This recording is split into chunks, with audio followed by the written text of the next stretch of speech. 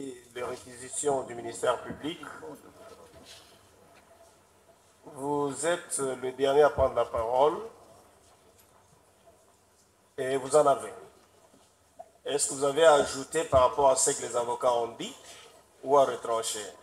Merci beaucoup, Monsieur le Président. S'il vous plaît, s'il vous plaît, s'il vous plaît, s'il vous plaît.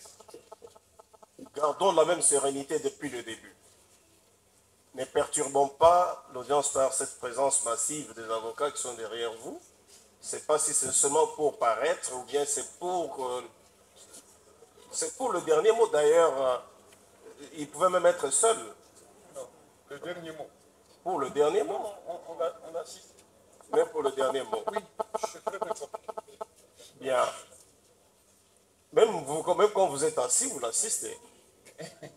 D'accord. Bien, vous avez la parole. La parole, vous actez que la parole est donnée en dernier lieu au prévenu. Merci beaucoup, Monsieur le Premier Président. Merci également aux distingués et honorables juges. Merci au procureur général près la Cour de cassation pour cette opportunité. Opportunité qui va s'inscrire désormais dans mon histoire politique. De prime abord, étant croyant de naissance, je voudrais commencer par Psaume 34, 19, qui dit ceci: le malheur atteint souvent les justes, et Dieu l'en délivre toujours. Le Dieu que je sers depuis mon enfance, avec sincérité, celui pour qui j'ai refusé de me compromettre au ministère de la Justice, en servant les pauvres, les orphelins, les veuves. Il est juste et vivant. Il ne m'a jamais abandonné, quelles que soient les épreuves. Je crois en lui et je sais qu'il me viendra au secours, même en dernière minute. C'est pourquoi, Monsieur le Premier Président, je veux également dire que l'histoire me rétablira et Dieu de mes ancêtres, me rétablira et me justifiera, je veux dire. J'ai dû démissionner de mes fonctions de ministre d'État, ministre de la Justice et Garde de Sceaux, après avoir rendu des loyaux services à la République, pris autant de risques pour ce pays, face à une guerre d'agression qui était pendante, où tout le monde a lâché. J'ai tenu bon et prêt à donner de ma vie pour cette République. Mais aujourd'hui, cette justice que j'ai servie avec tant d'amour m'a tout arraché, mon honneur, ma crédibilité, ma dignité, mon directeur de cabinet.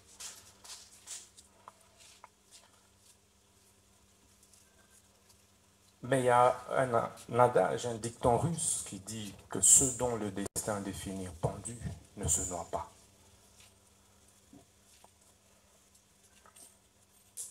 Monsieur le Président, ce procès de ma vie était la dernière preuve que j'attendais pour confirmer que j'étais dans le bon, dans la lutte pour la justice juste et équitable pour tous. Ça ne me serait pas arrivé, je douterais de moi et de la lutte que j'ai menée depuis l'école, où j'ai créé, alors que je n'avais que 15 ans, l'association de lutte contre la tricherie. Et à l'université protestante au Congo, j'ai créé l'association de lutte contre les antivaleurs, président des étudiants. Je me suis opposé à toutes les antivaleurs, et de manière farouche, qui m'avait valu pour la première fois de reprendre en deuxième session, alors que j'avais distingué. Et je payais ce prix avec honneur.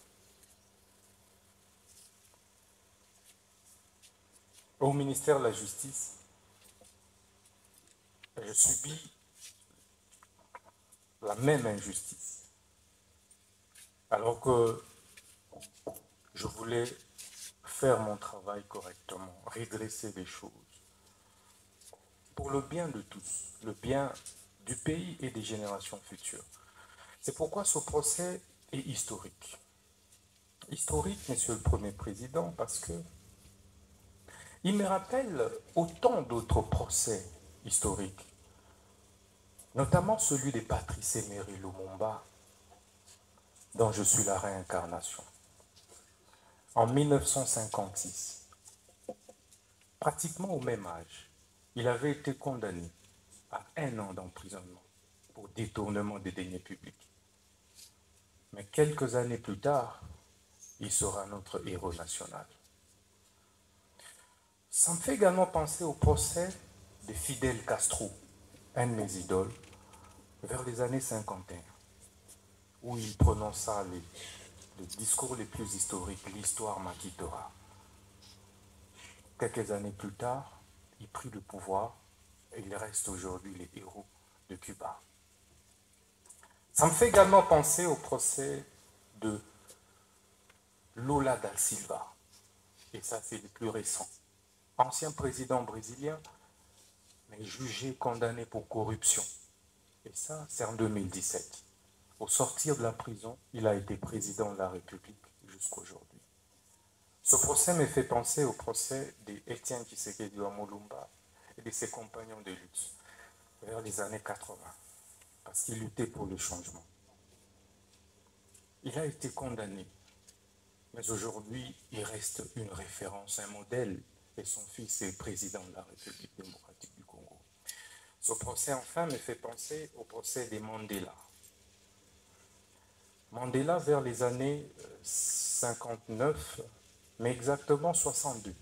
En 62, il a été condamné injustement. Et il a fait 27 ans en prison. Mais il sort de là, président de la République d'Afrique du Sud. Et, Monsieur le Président, vous verrez que c'est pratiquement aux mêmes âges, c'était pratiquement à mon âge, que tous ces grands leaders ont connu des procès injustes. Et c'est ça qui construit ma conviction et qui m'a construit ce mental d'acier de faire face à cette épreuve que je ne conseillerais et souhaiterais à personne dans la vie, même pas au ministère public, parce que ça m'a déchiré, parce que ça m'a détruit intérieurement. J'ai été trahi. Mais un jour, je parlerai. Je suis un homme d'État, je me tais. Le ministère public sait que je suis incapable. Je suis très content parce qu'il est épinglé sa nièce qui a fini 1 année après moi à l'université. Je suis un homme, certes avec beaucoup de défauts, parce que je ne suis pas Dieu. Mais j'essaie d'être correct, sincère et honnête. Pour preuve, je ne me suis pas contredit lors de différentes auditions, que ce soit au niveau du parquet, que ce soit ici. Parce que je pense que quand on est gouvernant, on doit assumer ses actes. Et je voulais assumer tout ce que j'ai fait. Même si mes collaborateurs ont posé un acte, je suis responsable, j'assume tout en tant que responsable. Ce procès, Monsieur le Président, c'est donc, me fait penser à un syllogisme simple. Le premier, l'on demande, l'on instruit le ministre d'État, ministre de la Justice et garde des Sceaux à construire une prison. Le ministre d'État, ministre de la Justice s'active à construire cette prison. Et on conclut par la suite en disant que le ministre de la Justice a détourné les fonds destinés à la construction de la prison, alors que ces fonds sont logés en banque. Toutes les autorités ont été informées. Deuxième syllogisme qui résume ce procès, c'est le ministère public accuse le ministre de la Justice pour détournement des 19 millions qui se trouvent en banque.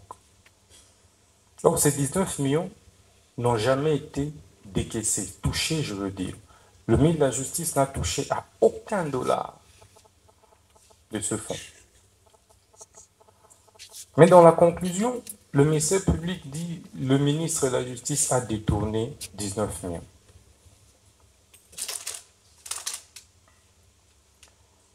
Je suis perdu face à ces syllogismes. Mais ce procès et ces syllogismes ne me surprennent pas. Pourquoi ça ne me surprend pas? Parce que ce n'est pas la première fois que le ministère public ait fait un réquisitoire contre moi. À peine 3 mois que j'étais nommé ministre de la Justice, le ministère public, le même, PG Cassation, avait déjà fait un réquisitoire pour me faire arrêter. Mais il sait comment cela n'avait pas abouti. 3 mois à peine. Nous sommes au mois de septembre 2024. Je serais surpris de voir un réquisitoire du ministère public pour qu'on arrête le ministre Moutamba de la Justice. Pour quelle raison? Pour un rapport qui était concocté, dressé à mon insu par les 2 juges que nous avions récusés.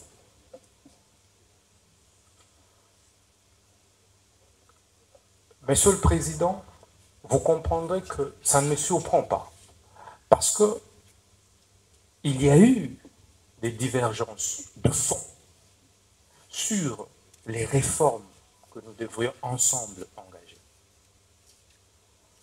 Et on ne s'est pas mis d'accord. Avec ma petite expérience de la vie politique, on n'est jamais assez fort éternellement pour l'être toujours. Le temps a un pouvoir réparateur.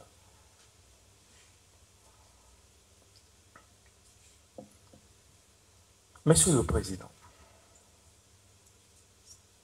j'ai l'avantage d'être jugé par les hauts magistrats, les juges que je connais, que je côtoyais comme ministre de la Justice. Je connais pratiquement votre moralité. Mais c'est pourquoi, lorsque on a recomposé ce siège, nous ne nous sommes pas opposés. Parce que nous connaissons votre capacité à être indépendant.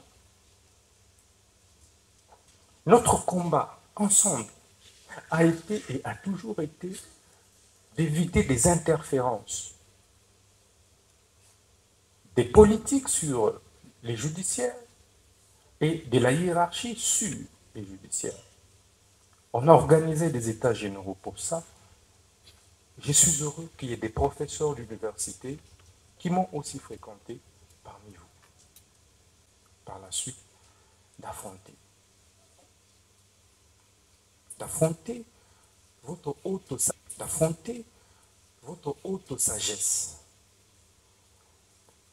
Que vous n'êtes pas obligé, vous n'êtes pas appelé, vous, hauts magistrats, la plus haute instance judiciaire de notre pays, à régler nos problèmes de leadership au sein du gouvernement au niveau de la justice. Si je gênais, ce n'était pas la justice. Il y a eu remaniement qui venait de se passer. On pouvait me faire partir par ce remaniement. Mais hélas, on a préféré venir par devers vous. Et je sais que vous êtes sage. Monsieur le Premier Président, vous êtes un grand professeur d'université que nous connaissons. Et c'est même pourquoi vous avez conduit des mains de maître avec sérénité, avec assurance. Vous nous avez donné des assurances d'une justice juste lors du déroulé des débats. C'était calme, apaisé, tout le monde a parlé et je tenais à vous en remercier. Monsieur le Premier Président, Messieurs de la Cour, vous avez le choix de condamner un innocent et de l'acquitter en entrant dans l'histoire par la grande porte. Par la grande porte. L'histoire nous renseigne que vos prédécesseurs, qui n'étaient pas plus brillants que vous, qui n'étaient pas plus intègres que vous, ont dû faire valoir la justice. Et la vraie justice. Moi, je crois en vous. Je ne voudrais pas que le réquisitoire du ministère public, qui est malheureusement beaucoup plus personnalisé, nous ne pouvons pas révéler tout ce qui s'est passé dans nos relations entre ministre et la justice et parquet, toutes les divergences qu'il y a eu, tout ce qui s'est passé. Vous, en tant que neutre indépendant, vous direz le bon droit. C'est par ce mot que je tenais à vous remercier du fond du cœur. Il y a certes eu des tensions que le ministère public a qualifiées de propos discourtois. Je retire tous ces propos avec beaucoup d'humilité parce qu'il s'agissait d'un procès de ma vie et que j'étais obligé de me défendre. Donc, je suis et reste très loyal et fidèle envers les institutions de la République, envers mon pays, que je continuerai à servir, quels que soient les cas de figure. Je vous remercie. Sa décision, son arrêt va intervenir le 27 août.